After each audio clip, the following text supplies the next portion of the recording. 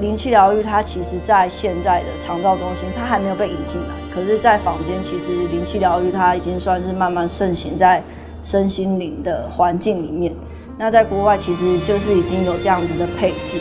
所以我觉得这是未来的一个结合吧。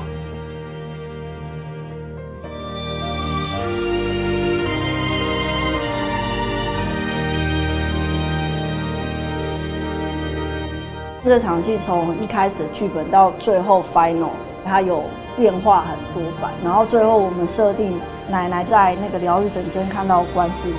这个观世音就是奶奶她心中的投射。你若接受伊照伊安尼讲，就会当安静落来，心会平静。人讲水清鱼现，什么代志都看会清楚。我觉得人在有困惑的时候，或是生命面对无助的时候，都会寻找一些信仰，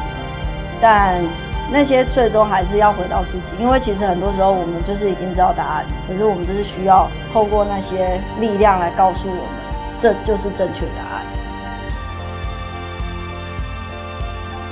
你必须要勇敢的去面对心里的那个阴暗面。